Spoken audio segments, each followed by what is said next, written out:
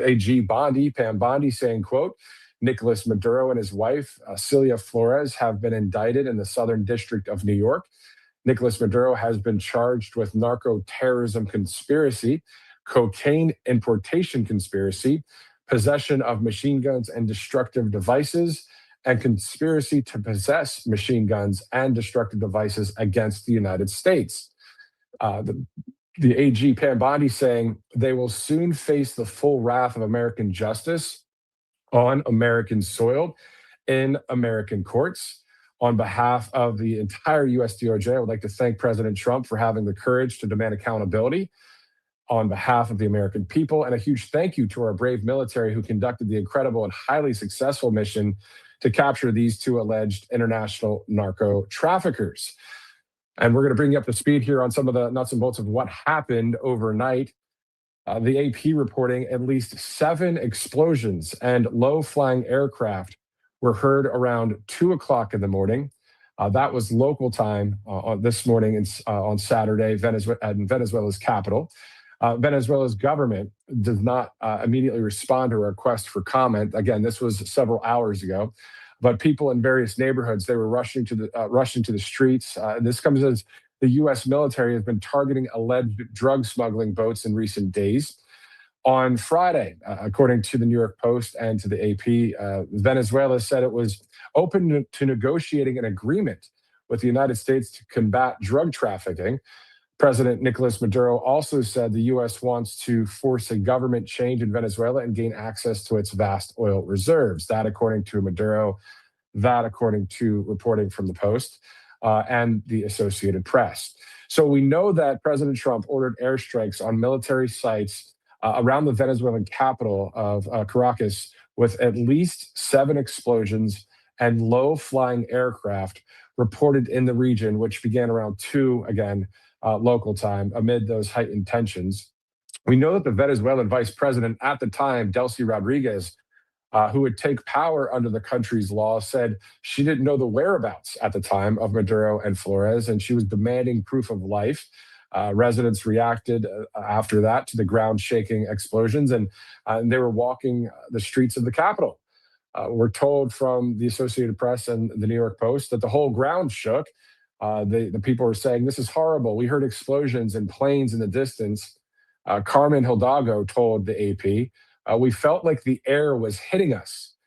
The Federal Aviation Administration banned U.S. commercial flights over Venezuela early Saturday because of ongoing military activity. And as I mentioned at the top of the broadcast, if you check out Flight Radar 24, and anybody can do that, right? You can see the commercial flights throughout the world. If you look down in Venezuela, which of course is just right about here, there's no flights right now in Venezuela. Over here in various countries, there are flights around Venezuela and around the world, but not right there. Can you believe how close Venezuela is? Sometimes you think about it, you think, oh, maybe it's down here in South America. It's actually right there, not too far from Cuba, not too far from Florida.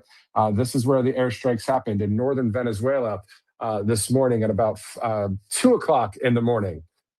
All right, before we continue with some more information, let's go to some more of our sponsors here at Brightside. Without our great sponsors, of course, we would not be able to show you various coverage today, including from Mar-a-Lago. Let's go to allfamilypharmacy.com/RSBN. Of course, the RSBN 10 promo code goes a long way, of course, when it comes to ivermectin and hydroxychloroquine, mebendazole, NAD+, essential vitamins, emergency kits. You can get all of that with allfamilypharmacy.com/RSBN, a great sponsor here at Right Side Broadcasting Network. Again, we are live in South Central Pennsylvania, ending the holidays here, up where my family's from. So great to be here and great to have you with us as we get ready to go down to Florida as soon as we see that live feed from Mar-a-Lago. Let's go to angelpaste.com.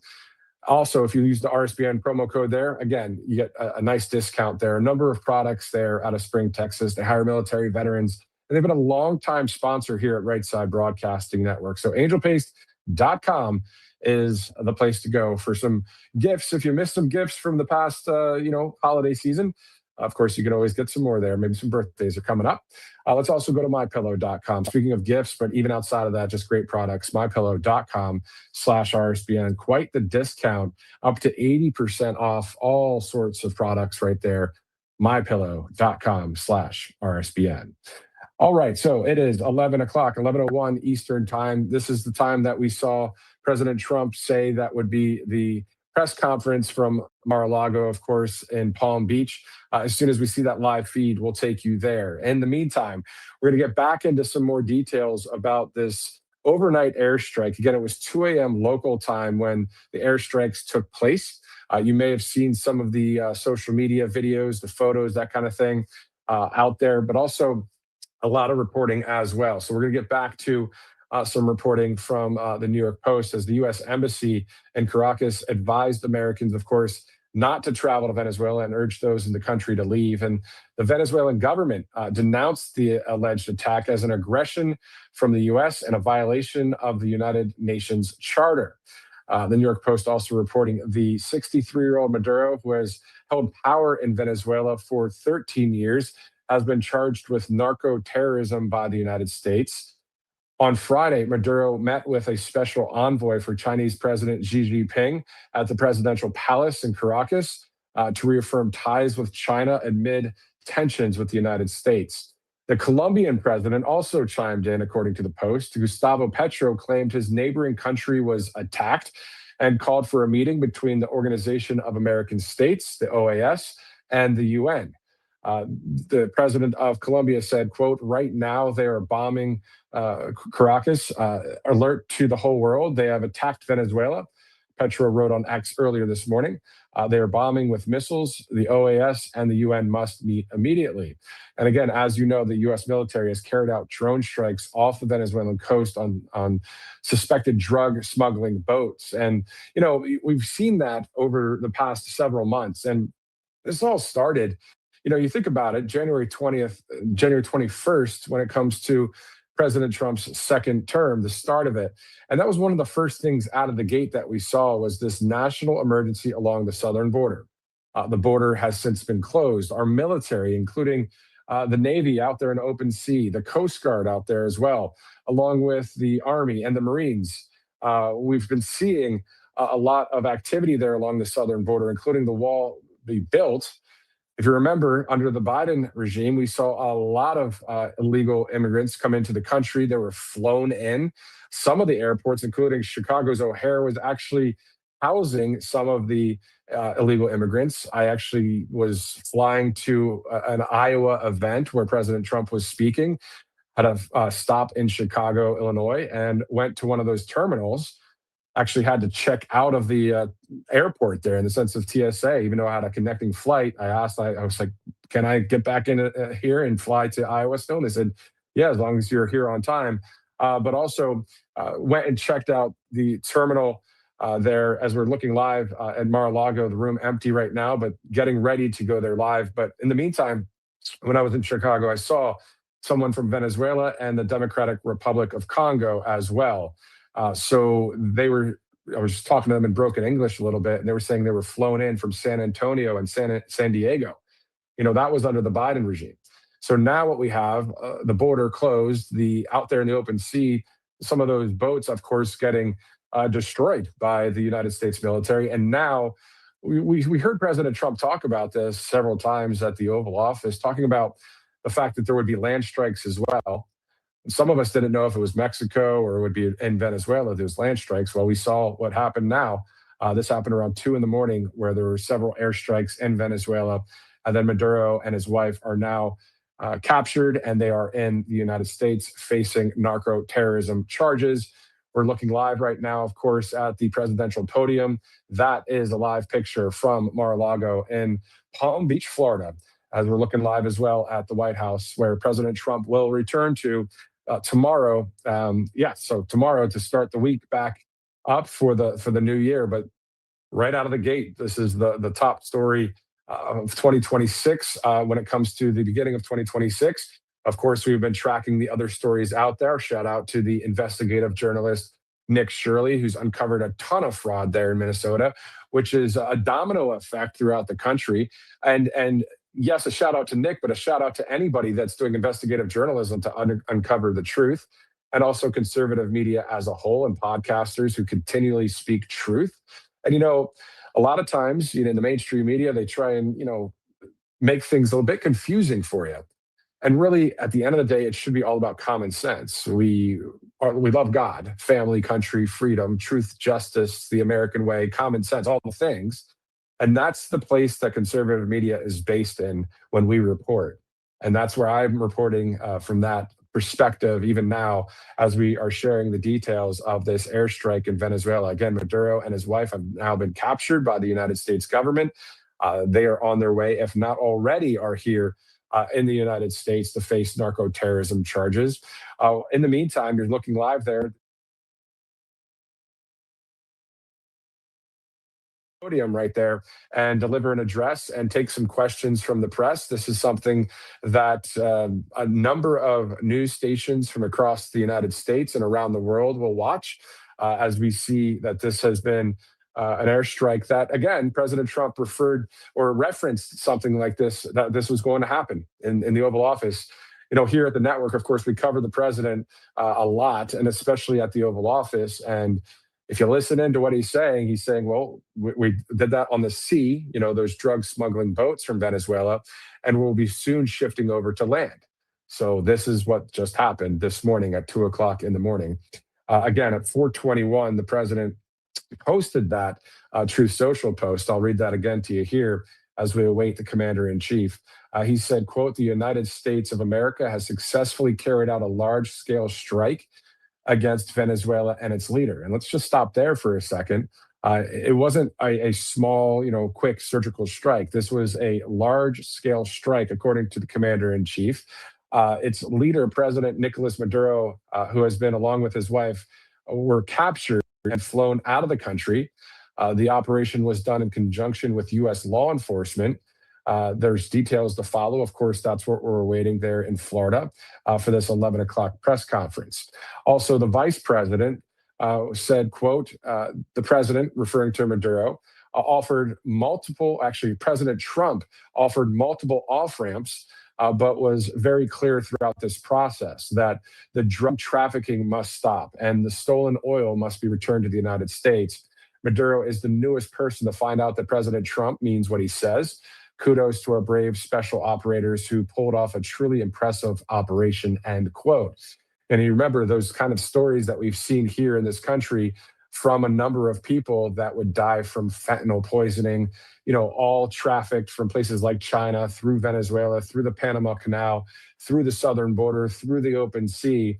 And President Trump said, not on my watch. And you see what happened this morning, those airstrikes in Venezuela. Leading up to those airstrikes were several months of various military videos that you guys saw out there, the ones that have that green radar look and the black background, and you see the boat down there and it gets blown to smithereens. That's really what happened. As the president said, that every boat that was destroyed would save 25,000 American lives. And now we see a bigger step of airstrikes in Venezuela. And also, the president, Maduro, who is now the former president, was there for 13 years leading that country. So we'll see how the people of Venezuela react to this. We'll see how the United Nations and the world reacts to it. The UN, we all have our opinions about the UN, of course, but sticking to the news flow today and just reporting on what's happening out there in Venezuela and, of course, here in the United States. Let's go to the Secretary of State, Rubio. He also said Maduro is not the president of Venezuela and his regime is not the legitimate government. Maduro is the head of the Cartel de los Soles, a narco terror organization which has taken possession of a country, and he is under indictment for pushing drugs into the United States. And that statement from the Secretary of State, Marco Rubio, was back in July of 2025, but he referenced that, screenshotted that, posted it on X this morning, once again saying Maduro is not the president of Venezuela and his regime is not the legitimate government. Maduro is the head of the Cartel de los Soles, a narco terror organization which has taken possession of a country, and he is under indictment for pushing drugs into the United States. And then also the AG Pam Bondi has a quote as well. We'll get to that in just a second. As you're looking live right there at Mar-a-Lago in Palm Beach, President Trump to return to 1600 Pennsylvania Avenue tomorrow. And of course, you can catch our live coverage starting Monday. I'll be back down there in Alabama. We'll see myself and Robert McNeely and others as we continue to expand here at Right Side Broadcasting Network and cover the president, cover the news of the day, specifically like this one. This was not scheduled, of course. We were on the fly. We heard about what happened. And of course, we're live here for you. A number of people on Truth Social and X were asking me on my social media accounts, you guys going live? And of course, we are, and we're here. And thank you guys for joining us as we started our broadcast at 10:30 this morning. It is about 11:12 there Eastern time in Florida. So as soon as we see the commander-in-chief go to that podium, we'll go right there. And then, of course, we're going to hear a number of questions from the press, some conservative press, some fake news press, but at the end of the day, you have freedom of speech and you have freedom of the press. So we're going to hear some questions from them in regards to the details. Now, the question is, will the Secretary of War, Pete Hegseth, will he be there with President Trump? I believe he will be. He and Secretary of State Marco Rubio, just about a week ago, I believe. Yeah. So if you remember, the Ukrainian leader Vladimir Zelensky and then Bibi Netanyahu of Israel were at Mar-a-Lago over the past week. And I do recall there was some press conference that happened where the Secretary of War, Pete Hegseth, and Secretary of State Marco Rubio were in attendance. I believe that they would be for an announcement like this or an address from the president, but we'll see. Only time will tell as we continue to cover this live right here on Right Side. And again, as I mentioned, Venezuela not too far south of Cuba, right? It's on the northern part of South America. And the commercial airlines are all taken. They're all flying around Venezuela right now. If you look at Flight Radar 24, you're not seeing any commercial airlines in that area, of course, because of this military action. And actually, over the past several months, Venezuela has been pretty clear in the skies since President Trump has, referenced various possible attacks in Venezuela as well. It's those kind of things that we kind of track here at Right Side and also all the news of the day. Let's also go to All Family Pharmacy as we await the president, a great sponsor here on Right Side Broadcasting Network. If you're looking for things like ivermectin or mebendazole, hydroxychloroquine, or the essentials out there, the vitamin packs, the emergency kits, you get all of that through allfamilypharmacy.com/RSBN. So you use the RSBN 10 promo code and it gets streamlined. There's a doctor that will approve or not various medications, but once they're approved, it gets sent right to your door. Instead of going to maybe a pharmacy with the long lines or trying to get a doctor's appointment, well, it's a lot quicker with allfamilypharmacy.com/RSBN. Great sponsor here at Right Side. Also, if you'd like to donate to Right Side Broadcasting Network, all you have to do is text RSBN to 801-801 or go to rsbnetwork.com/donate as we continue to grow and expand and, all the things that it takes to run a network, of course, as we are covering this event live in Mar-a-Lago today. Our full camera there, our access to that camera is not something that is free. So if you'd like to help out, you can. So just text RSBN to 801-801 or go to rsbnetwork.com/donate. Those of you that have watched us over the years, thank you so much for streaming in. This is a big one today, this press conference, of course. So that's why we're here live on this Saturday, January 3rd, getting ready to go to Mar-a-Lago there and go live with the press and hear from President Trump. Let's continue our coverage by sharing with you the statement from the Attorney General Pam Bondi saying, quote, Nicolas Maduro and his wife, Celia Flores, have been indicted in the Southern District of New York. Nicolas Maduro has been charged with narco-terrorism conspiracy, cocaine importation conspiracy, possession of machine guns and destructive devices, and conspiracy to possess machine guns and destructive devices against the United States. They will soon face the full wrath of American justice on American soil and American courts. On behalf of the entire U.S. DOJ, I would like to thank President Trump for having the courage to demand accountability on behalf of the American people. And a huge thank you to our brave military who conducted the incredible and highly successful mission to capture these two alleged international narco traffickers. We hear about this. We see justice being served, and rightly so in certain cases like this. But also, I know a lot of you out there are saying, well, we want to see some of these things happen in our country when it comes to those that need to be held accountable. We know who those people are through the court system, that accountability, through evidence and receipts of wrongdoing. We're looking to see that happen as well. We want to see our elections be secured. We want to see the fraud stop throughout various states across the union. There's a lot that we're tracking. Of course, the big news story today, and the what a way to kick off 2026. This is quite the story right now that we're tracking here on Saturday, January 3rd. All right, so we read the various quotes from a number of the government leaders, including President Trump, Vice President J.D. Vance, Secretary of State Marco Rubio, and the Attorney General Pam Bondi. A lot of comments, of course, right now on X and on Truth Social out there. A lot of people waking up to this news as it's only 8:15 or so, 8:16 out there on the West Coast of the United States. And, it's a Saturday morning. Sometimes you sleep in a little bit, but I definitely was up around 5 or 6 this morning and saw the post from President Trump that was at 4:21 Eastern time that these airstrikes, these large-scale airstrikes, took place in Venezuela, and that Maduro and his wife were captured. Those stories, regardless of what day it is, of course, are big breaking news stories. That's why we're here live for you. And looking forward to seeing President Trump as we get ready to see him take to that podium right there at Mar-a-Lago in Palm Beach. So we're about a couple minutes out from the president taking to the stage there. That's what I'm hearing from back home in Alabama, as we know that there were at least 7 explosions and low-flying aircraft were heard around 2 a.m. in Venezuela. And we know that the government at that time didn't respond to a request from the AP for a comment. But of course, a lot has changed over the past several hours. And now we're going to get the latest news from President Trump. And we'll see if the Secretary of War and the Secretary of State will be there and any others. This may be just the president coming out there to speak to the American people and also take some questions from the press. So thanks again for live streaming in with us. If you'd like to share this link wherever you're watching, Rumble, YouTube, X, Truth Social, wherever you're watching, how about our app?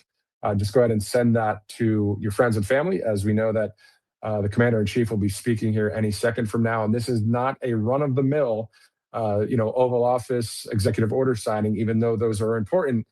This is something that has brought us into some airstrikes, of course, in Venezuela, and the capturing of a leader that's been there for some 13 years. Well, not any longer. That leader and his wife to be charged as narco terrorists here in the United States of America.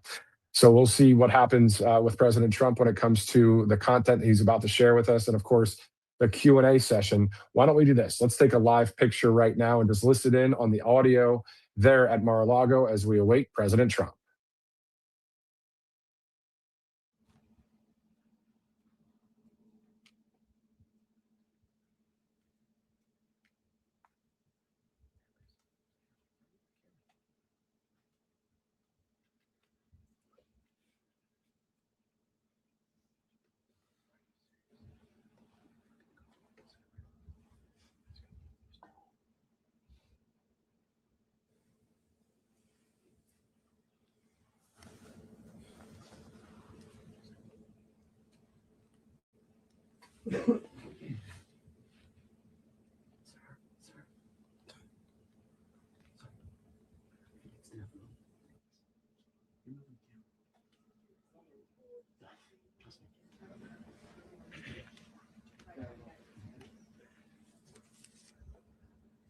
Thanks, Julia. It's primarily an issue for the walkout. The rope is pushing it. Thank you. Thank you. Thanks, Julia.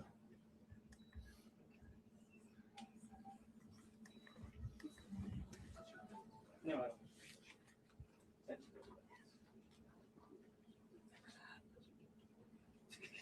Yeah. Okay.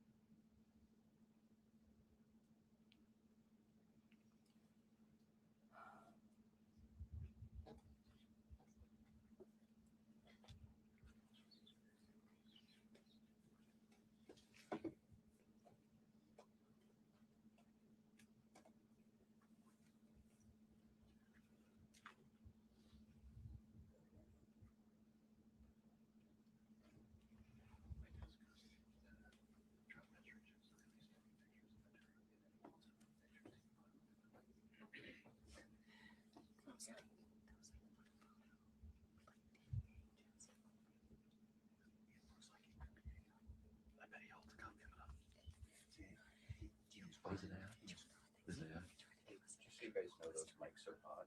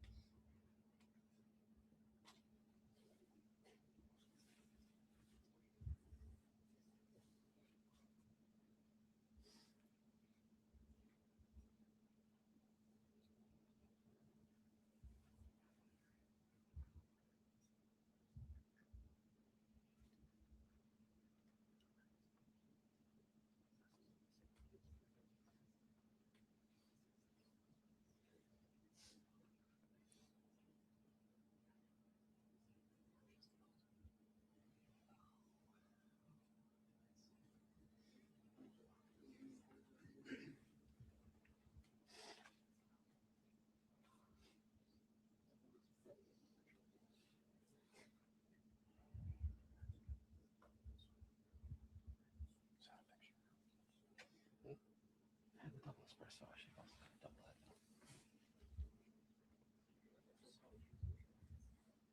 Oh, Peter got that.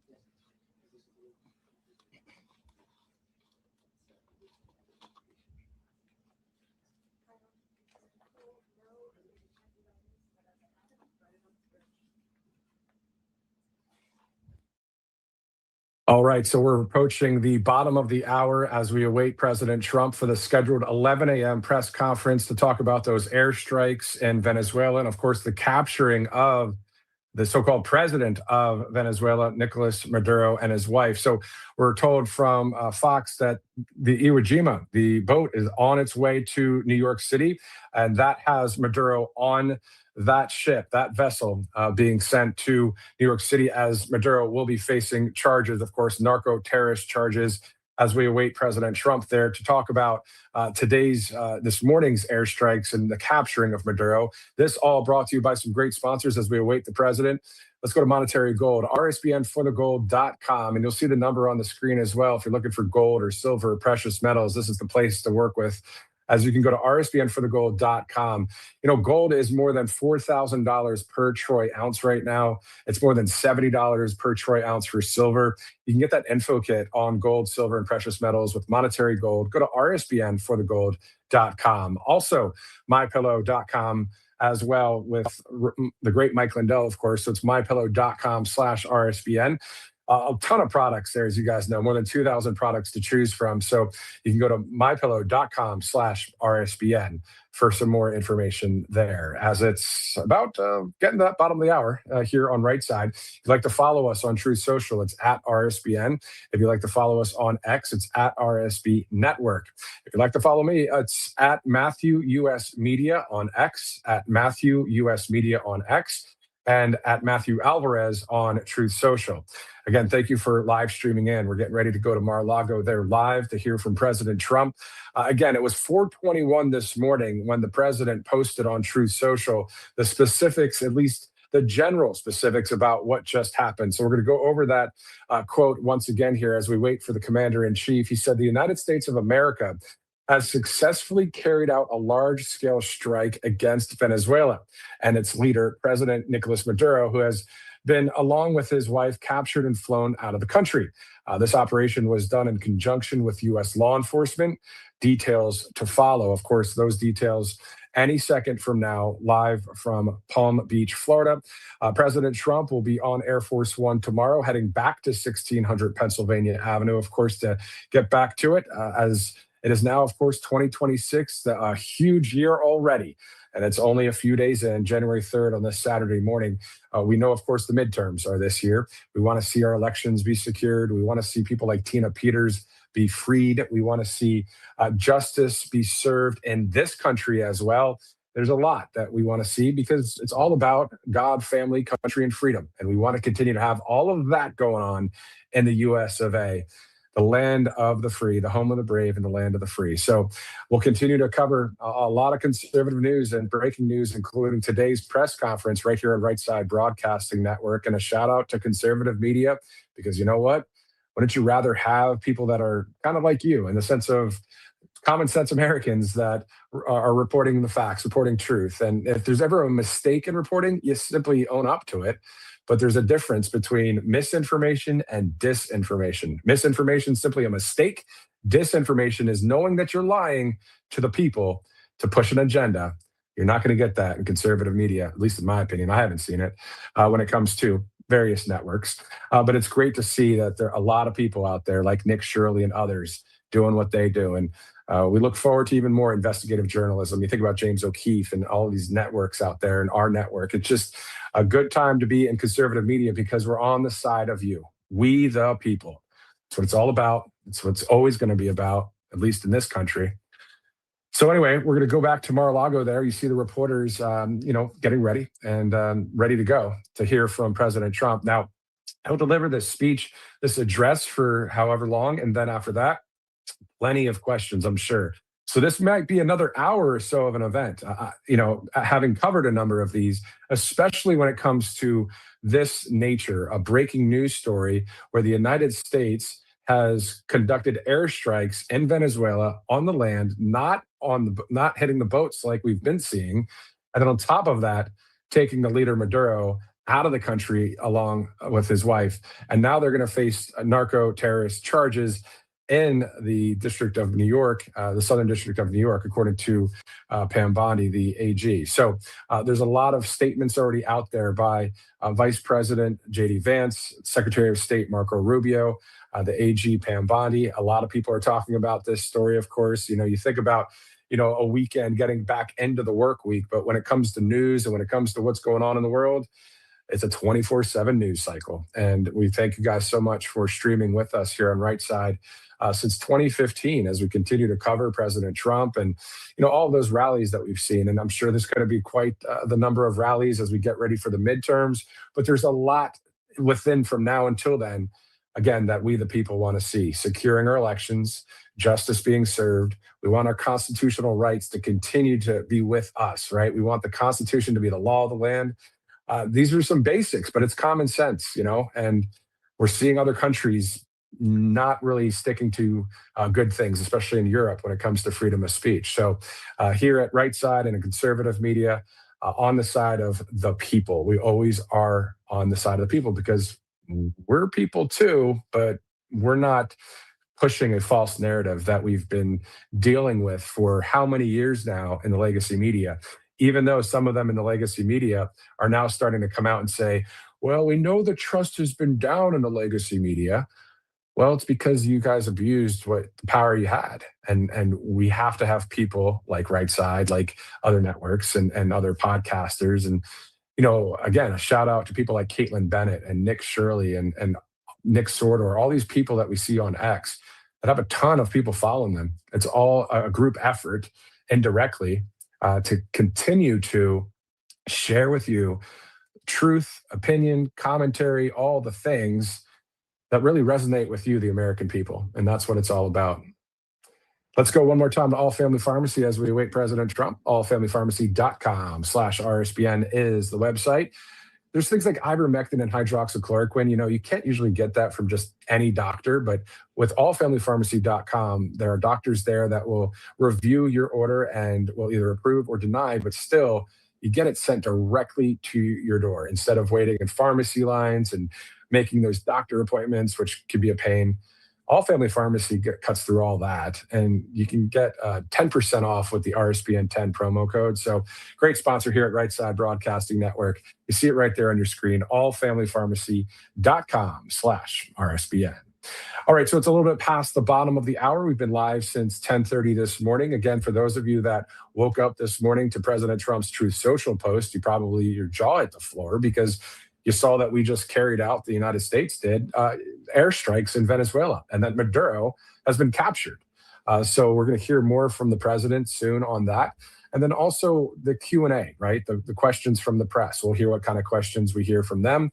Will there be any off-topic questions? Who knows? This may be a press conference, which is the first of 2026 with President Trump. Might take a while.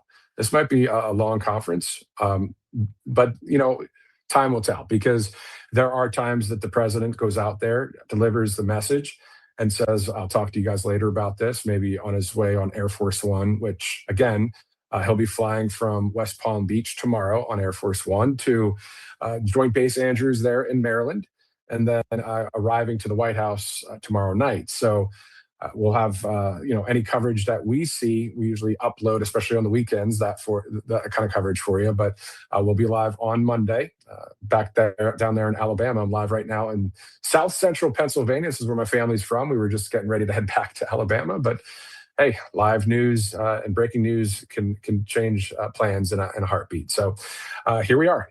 Let's go back to Mar-a-Lago right now. Matthew Alvarez, thanks so much for watching here on RSBN Live. Let's go now to Palm Beach, Florida.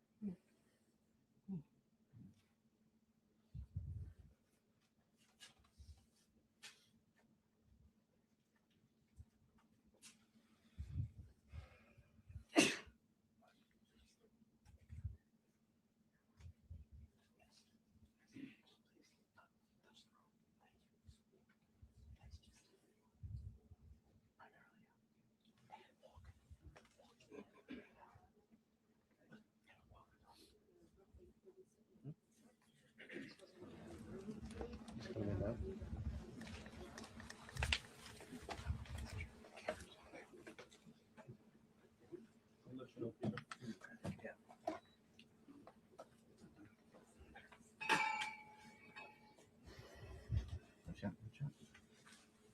go.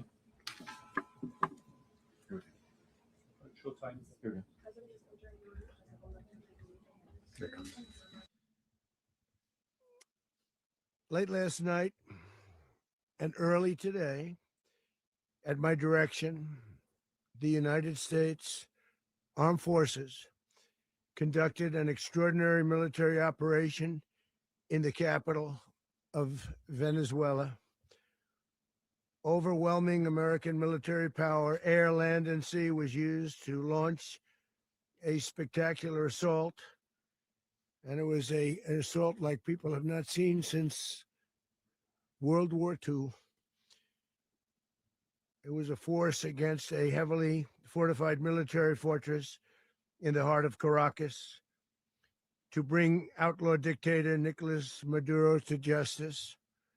This was one of the most stunning, effective, and powerful displays of American military might and competence in American history. And if you think about it, we've done some other good ones, like the attack on Soleimani,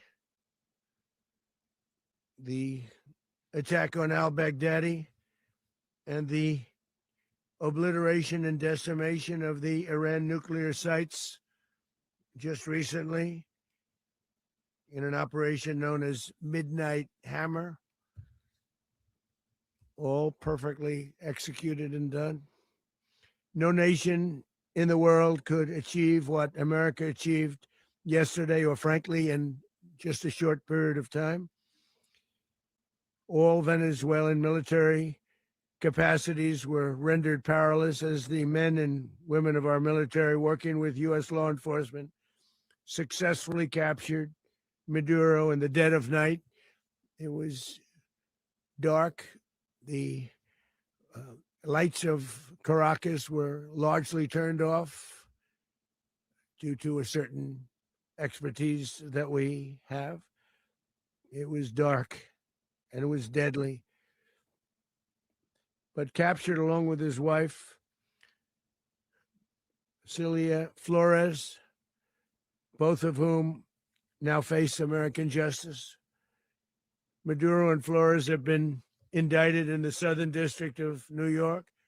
It's Jay Clayton, for their campaign of deadly narco-terrorism against the United States and its citizens. I want to thank the men and women of our military who achieved such an extraordinary success overnight with breathtaking speed, power, precision, and competence. You rarely see anything like it. You've seen some raids in this country that didn't go so well. They were an embarrassment.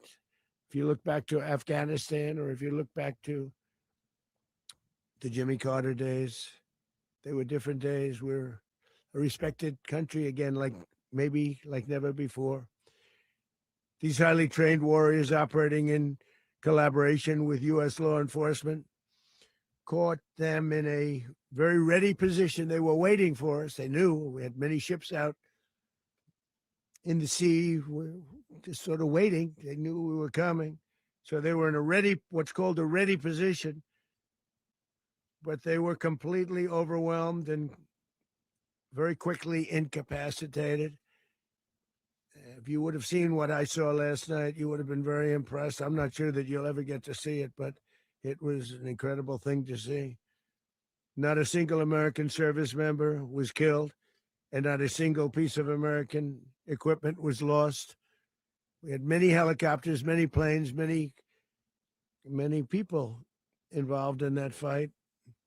But think of that, not one piece of military equipment was lost, not one service member was, more importantly, killed. The United States military is the strongest and most fearsome military on the planet by far, with capabilities and skills our enemies can scarcely begin to imagine. We have the best equipment anywhere in the world.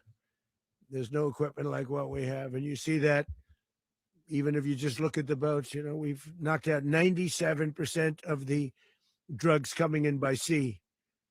90%. Each boat kills 25, on average, 25,000 people. We knock out 97%.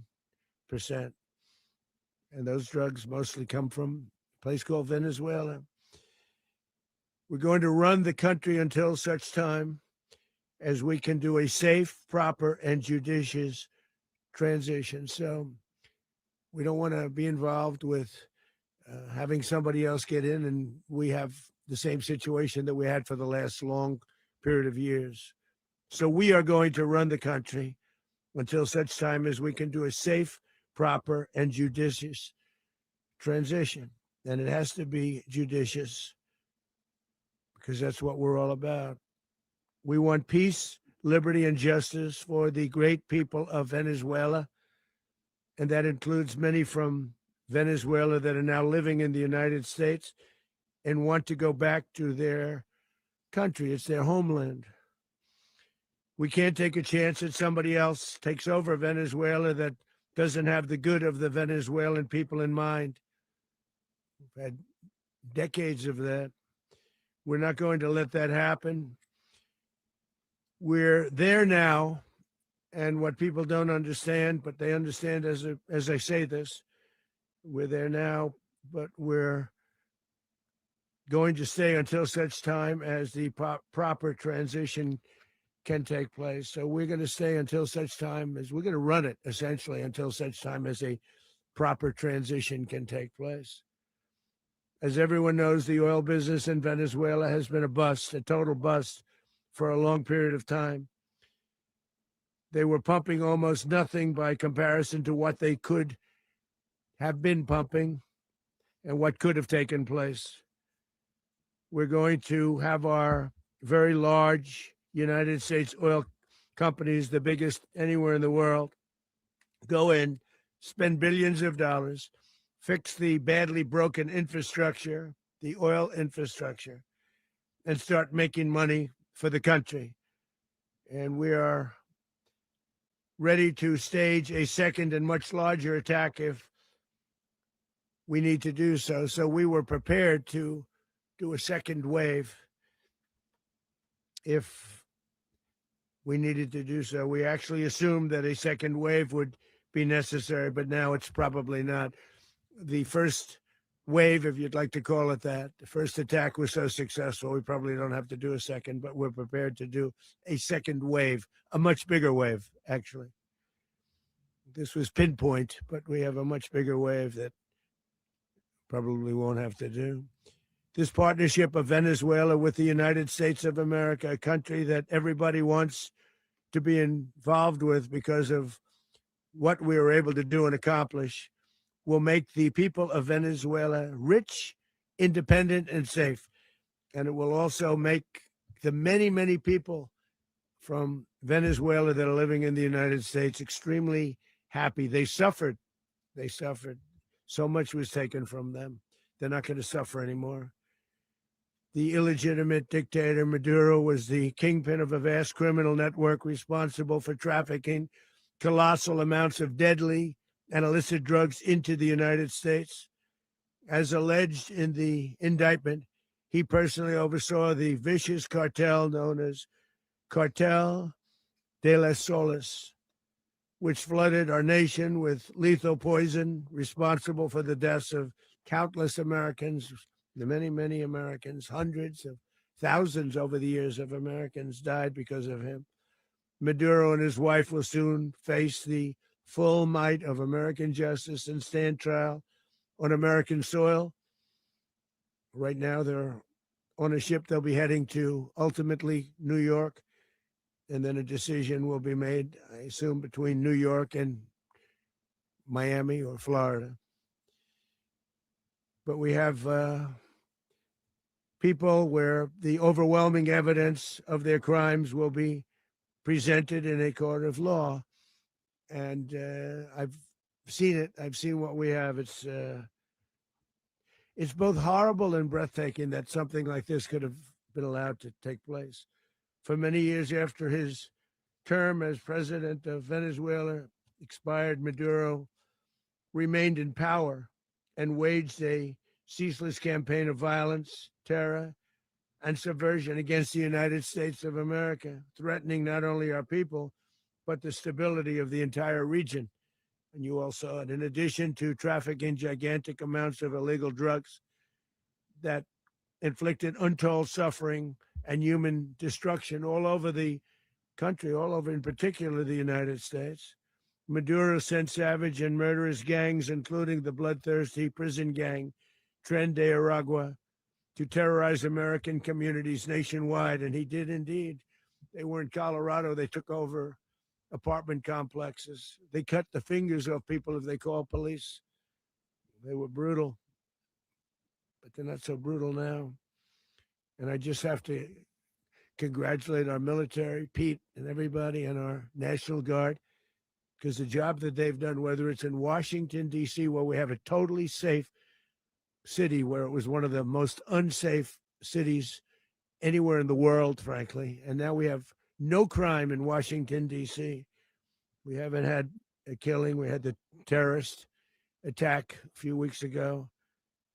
A little bit of a different kind of a threat, but we haven't had a killing in a long period of time, 6-7 months. We used to have two, on average, 2 a week in Washington, our capital. We don't have that anymore. The restaurants are opening. Everyone's happy. They're walking their daughters. They're walking their children, their wives. They walk to restaurants. Restaurants are opening all over Washington, D.C. So I want to thank the National Guard. I want to thank our military. And I want to thank law enforcement. Been amazing. And they should do it with more cities. We're doing it, as you know, and we're doing it in Memphis, Tennessee right now, and crime is down. We've just sort of started a few weeks ago, but crime is down now 77%. And the governor of Louisiana called, great person, and he wanted us to help him, as you know, in a certain very nice part of Louisiana. And we have done that. And it was a rough section, and we have crime down. I understand it's down to almost nothing already after 2.5 weeks. New Orleans, it's down to almost nothing. And we've only been there for 2.5 weeks. Can't imagine why governors wouldn't want us to help. We also helped, as you know, in Chicago, and crime went down a little bit there. We did a very small help because we had no working ability with the governor. The governor was a disaster and the mayor was a disaster, but it knocked down crime. But we're pulling out of there. When they need us, we'll know. You'll know. You'll be writing about it. And likewise, Los Angeles, where we saved Los Angeles early on, where the head of the police department made a statement that if the federal government didn't come in, we would have lost Los Angeles. That's long after the fires. That's when they had the riots in Los Angeles. We did a great job. Got no credit for it whatsoever, but that's okay. It doesn't matter. We don't need the credit. But we'll be pulling out when they need us. They'll call, or we'll go back if we have to. We'll go back. But we did a great job in various cities. But the place that we're very proud of is Washington, D.C., because it's our nation's capital. We took it from being a crime-ridden mess to being one of the safest cities in the country. But the gangs that they sent raped, tortured, and murdered American women and children. They were in all of the cities I mentioned, Tren de Aragua. And they were sent by Maduro to terrorize our people. And now Maduro will never again be able to threaten an American citizen or anybody from Venezuela. There will no longer be threats. For years, I've highlighted the stories of those innocent Americans whose lives were so heartlessly robbed by this Venezuelan terrorist organization. Really one of the worst. One of the worst, they say the worst. Americans like 12-year-old Jocelyn Nungari from Houston. Beautiful Jocelyn Nungari, what happened to her? They, as you know, they kidnapped, assaulted, and murdered by Tren de Aragua animals. They murdered Jocelyn and left her dead under the bridge. There was a bridge that will never be the same to so many people after seeing what happened. As I've said many times, the Maduro regime emptied out their prisons, sent their worst and most violent monsters into the United States, to steal American lives. And they came from mental institutions and insane asylums. They came from prisons and jails.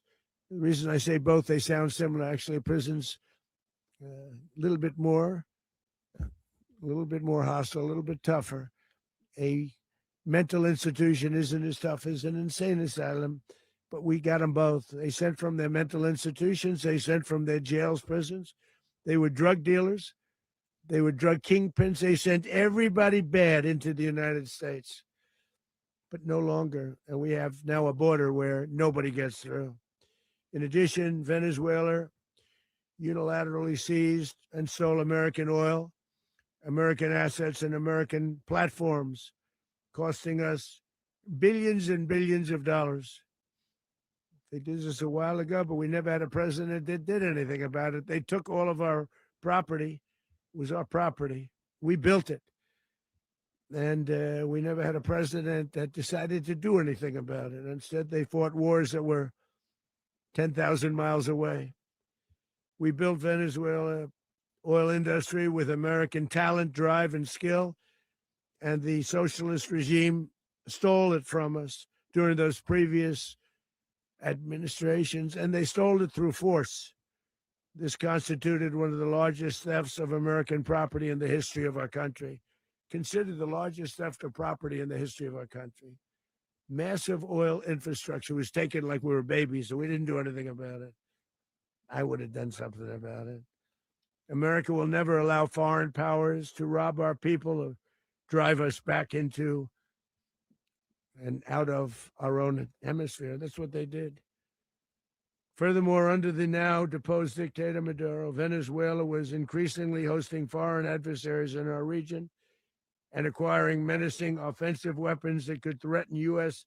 interests and lives. And they used those weapons last night. Potentially in league with the cartels operating along our border. All of these actions were in gross violation of the core principles of American foreign policy, dating back more than 2 centuries, and not anymore. All the way back, it dated to the Monroe Doctrines. And the Monroe Doctrine is a big deal, but we've superseded it by a lot, by a real lot. They now call it the Donroe Document. I don't know. It's Monroe Doctrine.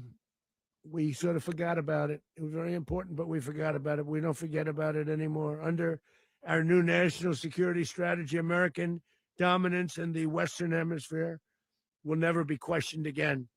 Won't happen. So just in concluding, for decades, other administrations have neglected or even contributed to these growing security threats in the Western Hemisphere. Under the Trump administration, we are reasserting American power in a very powerful way in our home region. And our home region is very different than it was just a short while ago. The future will be, and we did this in my first term. We had great dominance in my first term, and we have far greater dominance right now. Everyone's coming back to us. The future will be determined by the ability to protect commerce and territory and resources that are core to national security. These are core to our national security. Just like tariffs are, they've made our country rich, and they've made our national security stronger than ever before. But these are the iron laws that have always determined global power. And we're going to keep it that way. We will secure our borders. We will stop the terrorists. We will crash the cartels, and we will defend our citizens against all threats, foreign and domestic. Other presidents may have lacked the courage or whatever to defend America, but I will never allow terrorists and criminals to operate with impunity against the United States. This extremely successful operation should serve as warning to anyone who would threaten American sovereignty or endanger American lives. Very importantly, the embargo on all Venezuelan oil remains in full effect. The American Armada remains poised in position, and the United States retains all military options until United States demands have been fully met and fully satisfied. All political and military figures in Venezuela should understand what happened to Maduro can happen to them, and it will happen to them if they aren't just, fair, even to their people. The dictator and terrorist, Maduro, is finally gone, and Venezuela people are free. They're free again. It's been a long time for them, but they're free. America is a safer nation this morning. It's a prouder nation this morning because it didn't allow this horrible person and this country that was doing very bad things to us. It didn't allow it to happen. And the Western Hemisphere is right now a much safer place to be. So I want to thank everybody for being here. I want to thank General Raisin Kane. He's a fantastic man. I've worked with a lot of generals. I worked with some I didn't like. I worked with some I didn't respect. I worked with some that just weren't good. But this guy is fantastic. I watched last night one of the most precise attacks on sovereignty. I mean, it was an attack for justice. And I'm very proud of him. And I'm very proud of our Secretary of War, Pete Hegseth, who I'm going to ask to say a few words. Thank you very much.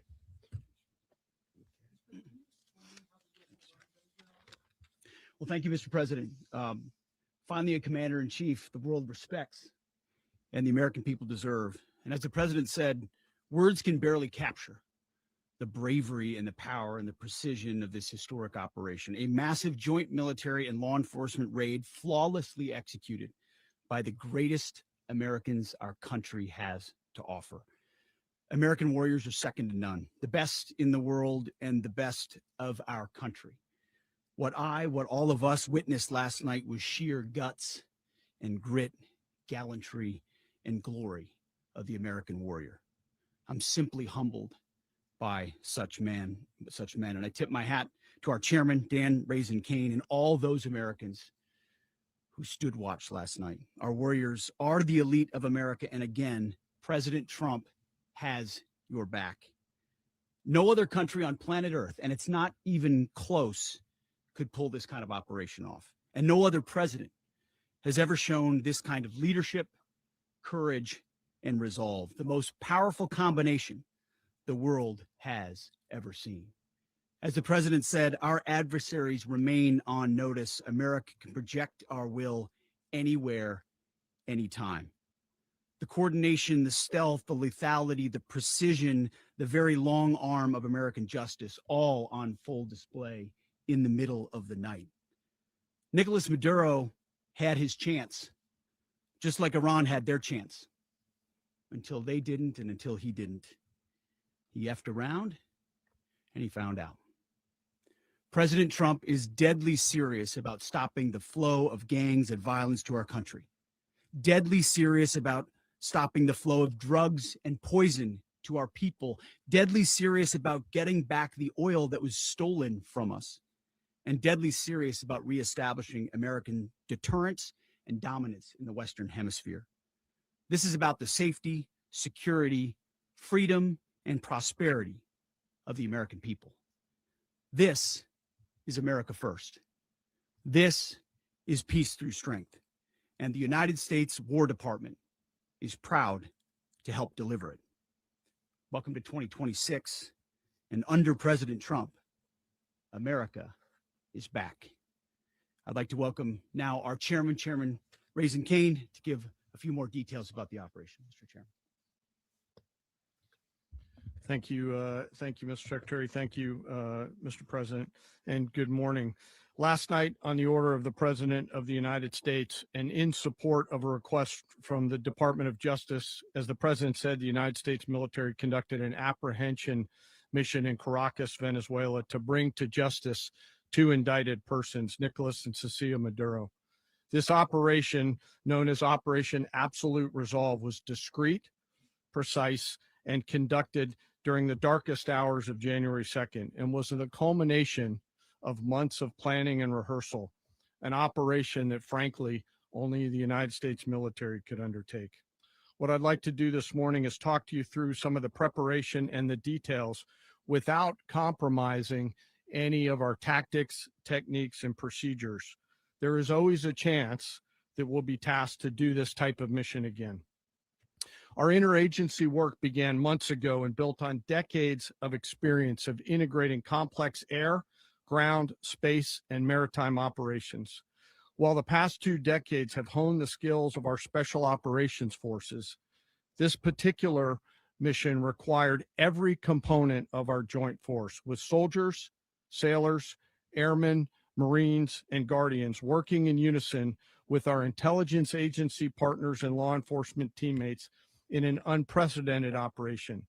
We leveraged our unmatched intelligence capabilities and our years of experience in hunting terrorists, and we could not have done this mission without the incredible work by various intelligence agencies, including the CIA, NSA, and NGA. We watched, we waited, we prepared, we remained patient and professional. This mission was meticulously planned, drawing lessons from decades of missions over the last many years, many missions over these last many years. This was an audacious operation that only the United States could do. It required the utmost of precision and integration within our joint force. And the word integration does not explain the sheer complexity of such a mission. An extraction so precise, it involved more than 150 aircraft launching across the Western Hemisphere in close coordination, all coming together in time and place to layer effects for a single purpose: to get an interdiction force into downtown Caracas while maintaining the element of tactical surprise. Failure of one component of this well-oiled machine would have endangered the entire mission, and failure is never an option for America's joint force.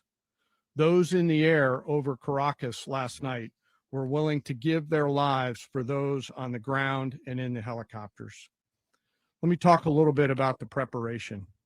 After months of work by our intelligence teammates to find Maduro and understand how he moved, where he lived, where he traveled, what he ate, what he wore, what were his pets, in early December, our force was set pending a series of aligned events. Key was choosing the right day to minimize the potential for civilian harm and maximize the element of surprise and minimize the harm to the indicted personnel. So as the president said, they could be brought to justice. And as the president said earlier today, weather in Venezuela is always a factor this time of the year. And over the weeks through Christmas and New Year's, the men and women of the United States military sat ready, patiently waiting for the right triggers to be met and the president to order us into action. Last night, the weather broke just enough, clearing a path that only the most skilled aviators in the world could maneuver through. Ocean, mountain, low cloud ceilings. But when tasked with a mission, this organization does not quit. At 10:46 p.m. Eastern time last night, the president ordered the United States military to move forward with this mission. He said to us, and we appreciate it, Mr. President, good luck and Godspeed. And those words were transmitted to the entire joint force. Over the course of the night, aircraft began launching from 20 different bases on land and sea across the Western Hemisphere. In total, more than 150 aircraft, bombers, fighters, intelligence, reconnaissance, surveillance, rotary wing were in the air last night. Thousands and thousands of hours of experience were airborne. Our youngest crew member was 20, and our oldest crew member was 49, and there's simply no match for American military might. As the night began, the helicopters took off with the extraction force, which included law enforcement officers, and began their flight into Venezuela at 100 feet above the water. As they approached Venezuelan shores, the United States began layering different effects provided by Spacecom, Cybercom, and other members of the interagency to create a pathway. Overhead, those forces were protected by aircraft from the United States Marines, the United States Navy, the United States Air Force, and the Air National Guard. The force included F-22s, F-35s, F-18s, EA-18s, E-2s, B-1 bombers, and other support aircraft, as well as numerous remotely piloted drones. As the force began to approach Caracas, the Joint Air Component began dismantling and disabling the air defense systems in Venezuela, employing weapons to ensure the safe passage of the helicopters into the target area. The goal of our air component was, and always will be to protect the helicopters and the ground force and get them to the target and get them home.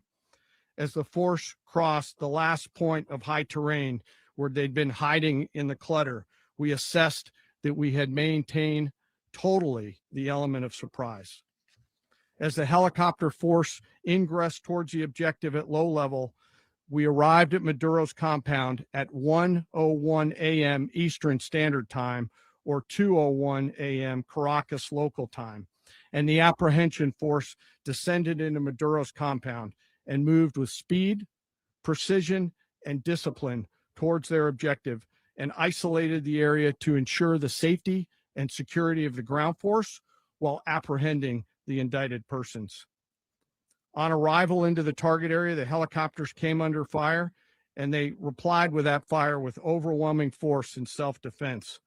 One of our aircraft was hit, but remained flyable, and as the president said earlier today, all of our aircraft came home, and that aircraft remained flyable during the rest of the mission.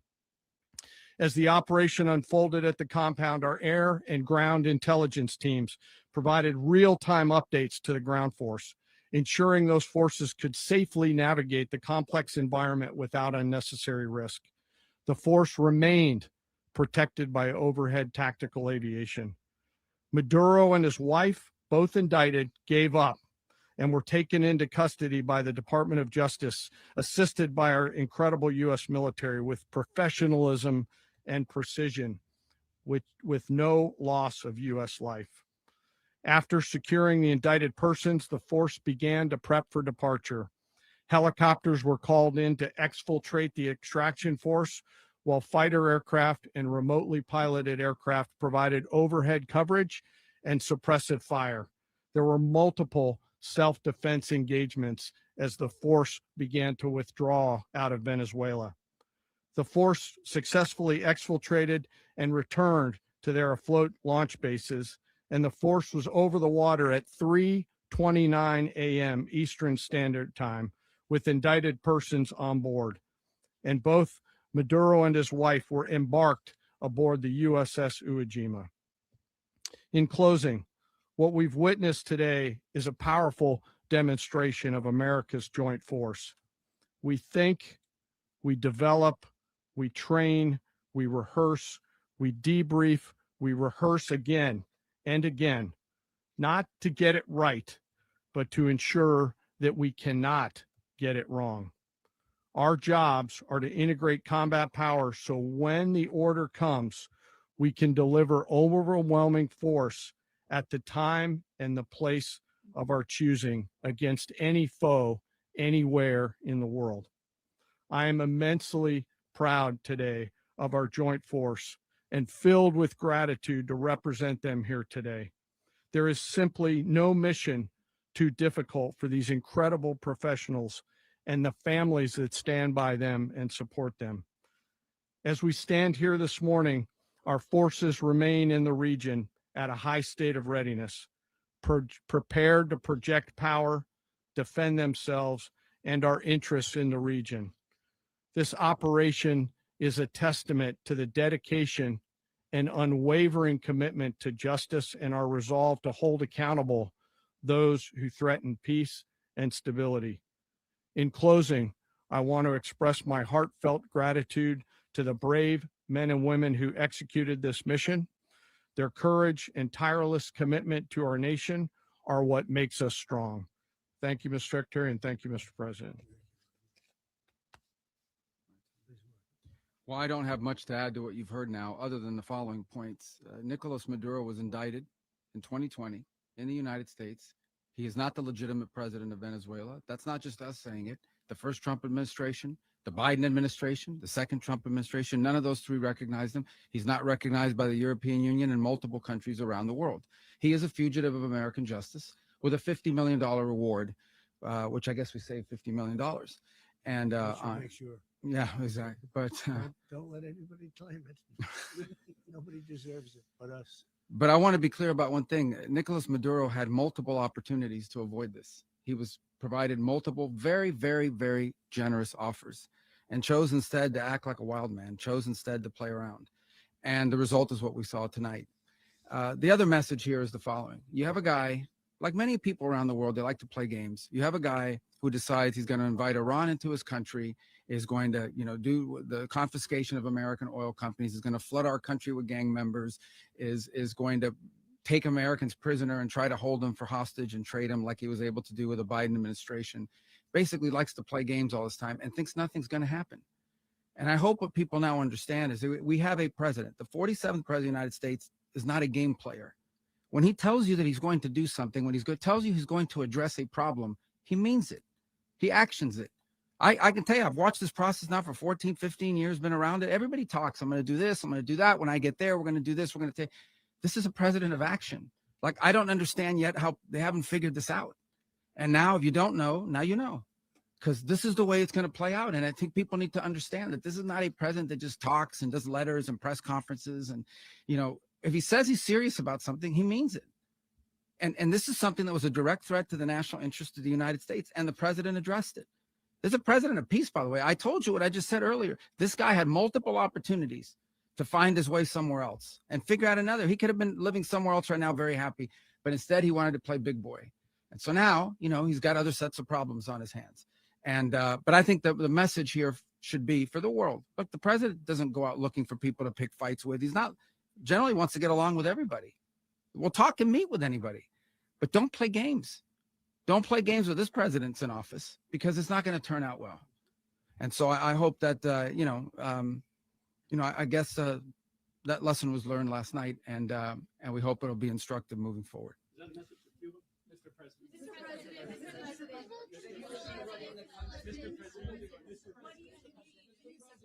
Please. Well, we're going to be running it with a group, and we're going to make sure it's run properly. We're going to rebuild the oil infrastructure, which will cost billions of dollars. It'll be paid for by the oil companies directly. They will be reimbursed for what they're doing, but that's going to be paid. And we're going to get the oil flowing the way it should be. As you know, it was just a minor flow. It was actually a minor flow for what they have. But we're going to run it properly, and we're going to make sure the people of Venezuela are taken care of. We're going to make sure the people that were forced out of Venezuela by this thug are also taken care of. President, does the U.S. running the country mean that U.S. troops will be on the ground? How will that work? Well, they always say boots on the ground. Oh, so we're not afraid of boots on the ground if we have to have. We had boots on the ground last night at a very high level, actually. We're not afraid of it. We don't mind saying it. But we're going to make sure that that country is run properly. We're not doing this in vain. This is a very dangerous attack. This is an attack that could have gone very, very badly. Could have gone very badly. We could have lost a lot of people last night. We could have lost a lot of dignity. We could have lost a lot of equipment. The equipment is less important, but we could have lost a lot. And we're going to make sure that this is proper. We're there now. We're ready to go again if we have to. We're going to run the country right. It's going to be run very judiciously, very fairly.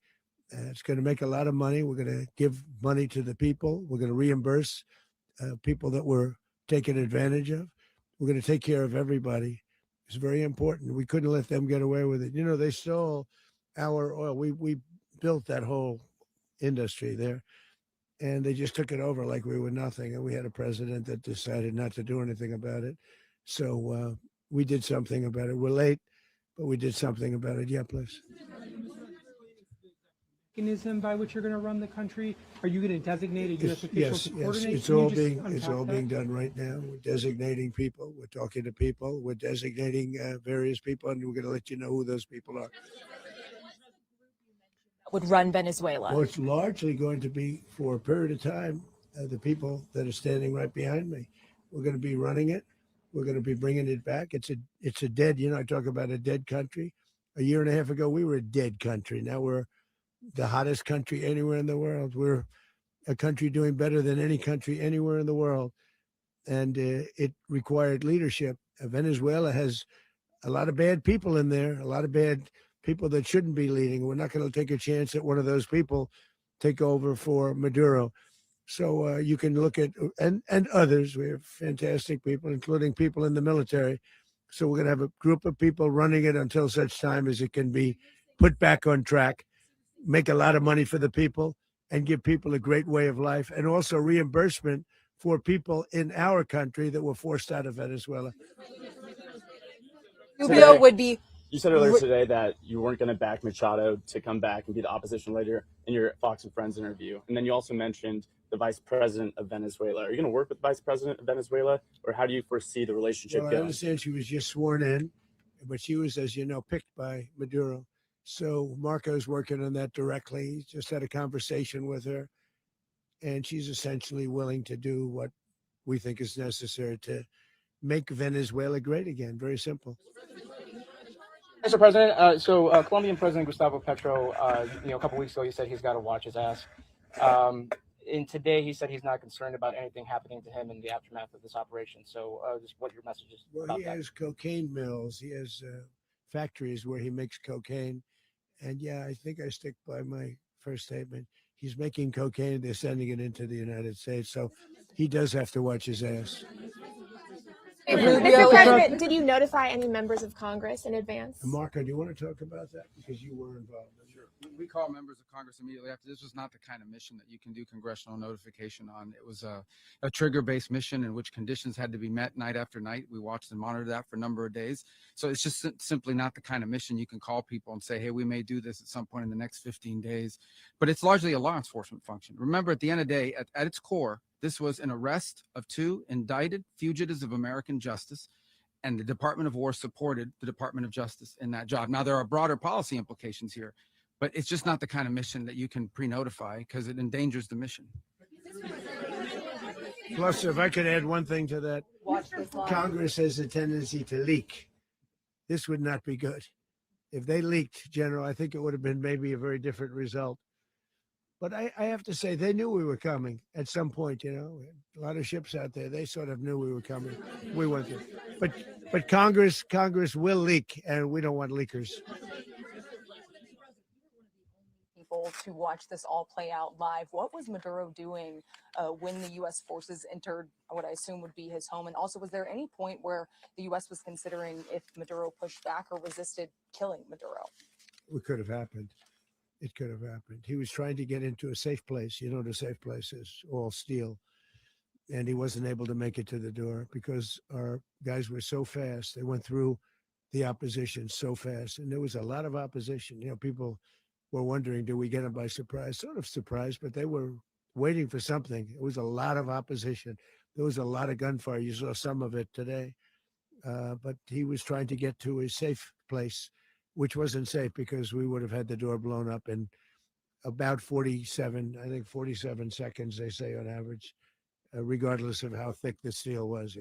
It was a very thick door. It was a very heavy door, but he was unable to get to that door. He made it to the door. He was unable to close it. Go ahead, finish.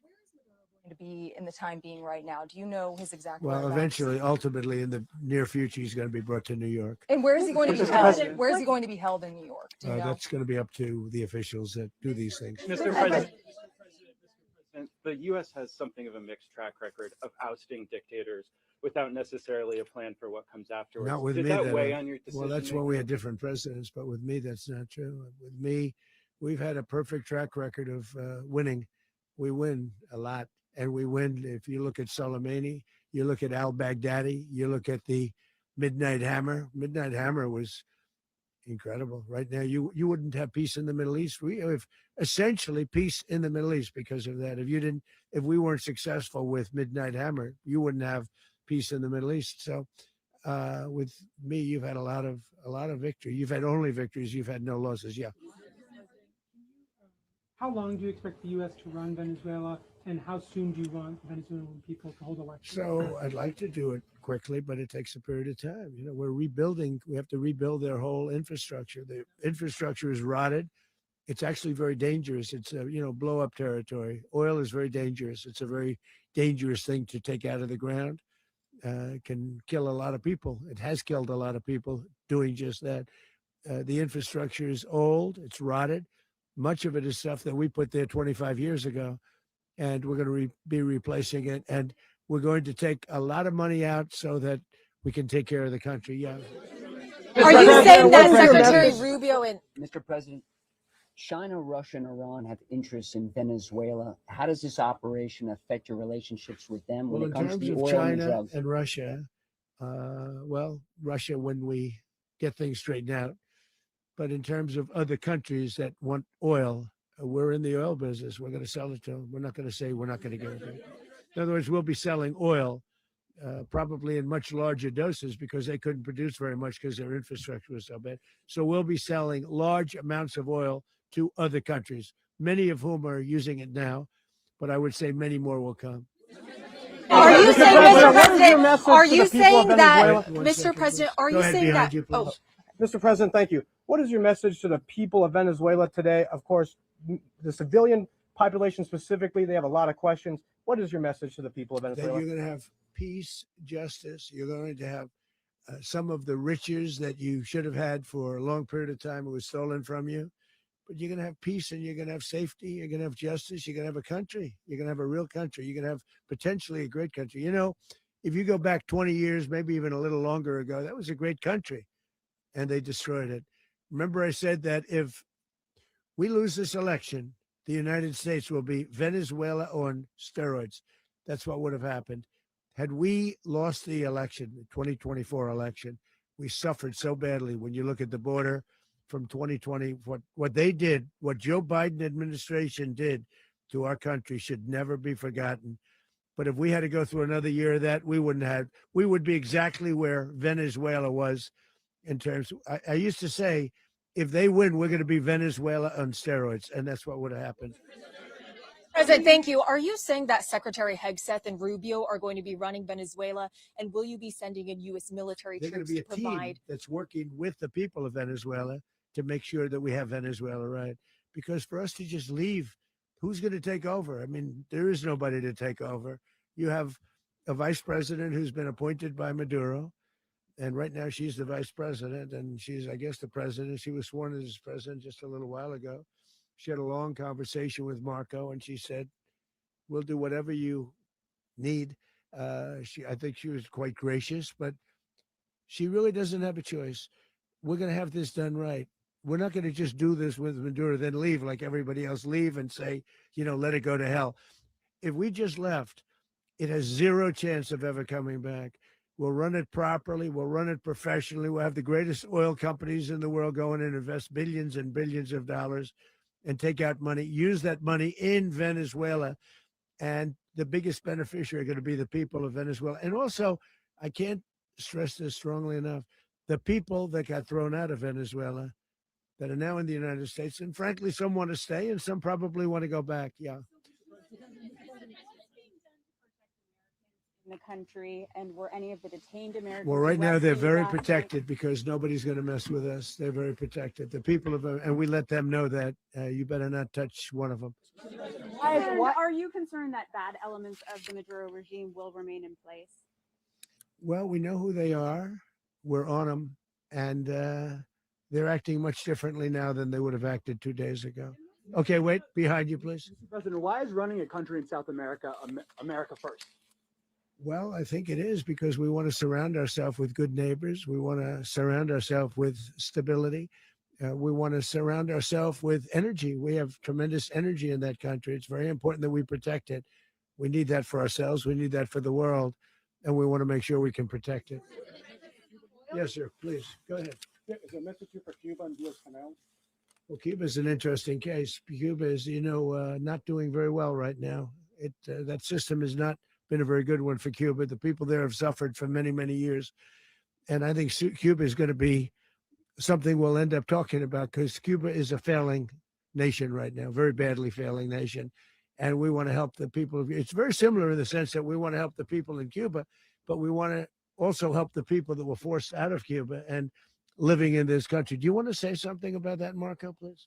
Well, I mean, I just gave you a statement a few minutes ago about, when the president speaks, you should take him seriously. So suffice it to say, Cuba is a disaster. It's run by incompetent, senile men, and in some cases, not senile, but incompetent nonetheless. It has no economy. It's in total collapse. And by the way, they were, all of the guards that helped protect Maduro, this is well known, their whole spy agency, all that were full of Cubans. I mean, it's amazing. This poor island took over Venezuela in some cases. One of the biggest problems the Venezuelans have is they have to declare independence from Cuba that tried to basically colonize it from a security standpoint. So, yeah, look, if I lived in Havana and I was in the government, I'd be concerned, at least a little bit. Well, the president already announced a week ago that anything that's sanctioned, it's sanctioned oil, it's not going to be allowed to get there. So that's a pre-existing. The answer is yes. Yes.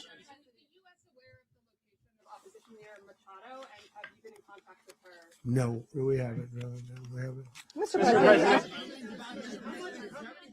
Mr. President, on Monday. Oh, I think it would be very tough for her to be the leader. She doesn't have the support within or the respect within the country. She's a very nice woman, but she doesn't have the respect. Mr. President, is it possible that the U.S. ends up administrating Venezuela for years?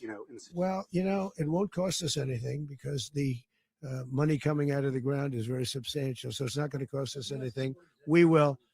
Well, we want safety there. We want to be surrounded by countries that aren't housing all of our enemies all over the world. That's what was happening, and you don't want to have that.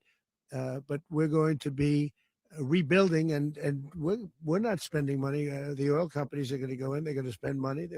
We're going to take back the oil that, frankly, we should have taken back a long time ago. A lot of money is coming out of the ground. We're going to get reimbursed for all of that. We're going to get reimbursed for everything that we spend. So it's going to be a very important. This is a very big evening that took place last night.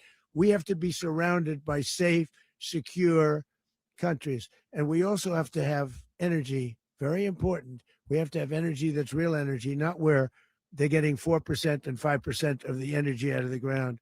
You take a look, it was such a disaster. So what's going to happen with Venezuela, I think, over the next period of a year is going to be a great thing. And the people of Venezuela will be the biggest beneficiaries.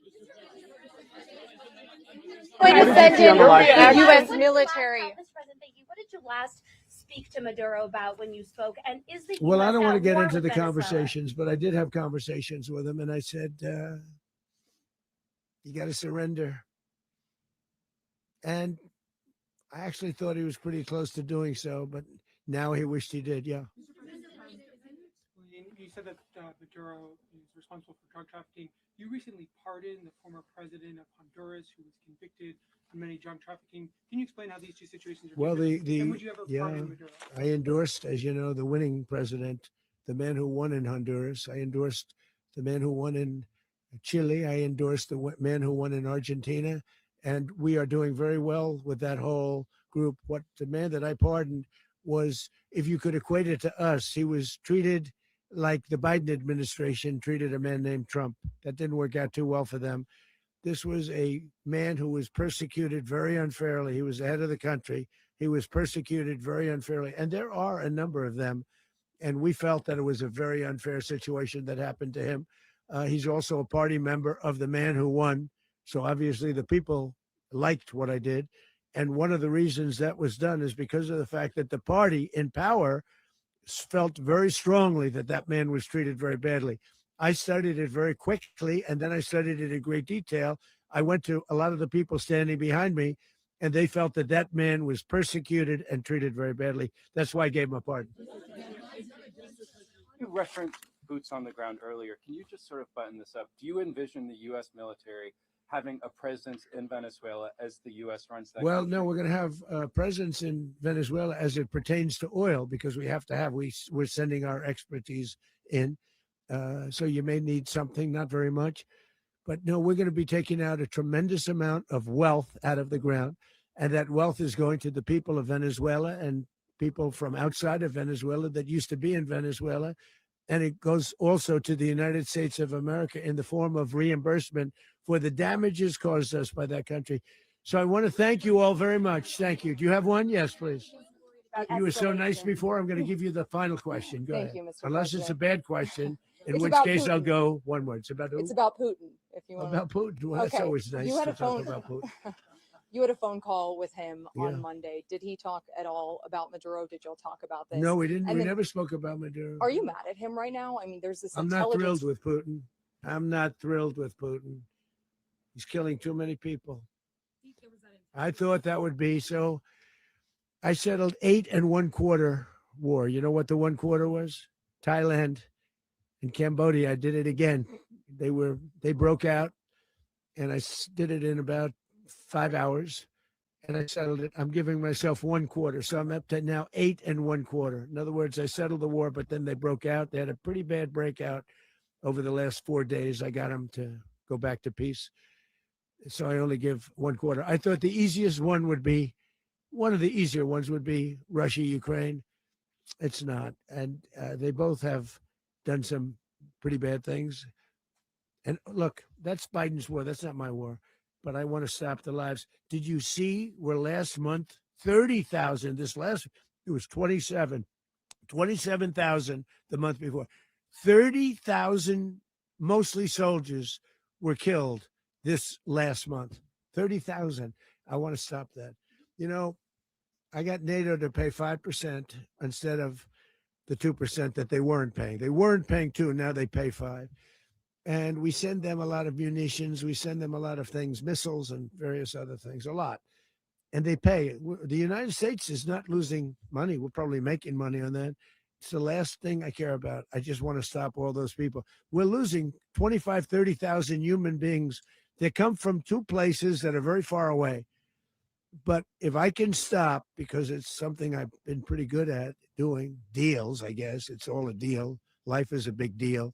But if I can stop that war and stop 30,000 young people, in addition to the fact that people are being killed in Kiev, people are being killed in other cities throughout, a much smaller number, but they're being killed, viciously killed. So I'm not happy about it. I thought that would be something that would get solved. We have Mr. Witkoff here. I think that we're making progress, but that's a war that should have never happened. If I were president, it would have never happened. Putin says it. Everybody says it. If I were president, that would have never happened. But I inherited that war. That was Joe Biden, Zelensky, and Putin. I came into the situation, and it's a mess. And I will say this. I watched an operation last night that was so precise, that was so brilliant. I mean, it was incredible. If we had our people, like this general and our people involved, that war would not have gone on very long, that I can tell you. That war, to use an old term, that war has become a bloodbath, and we want it to get stopped. Thank you very much, everybody.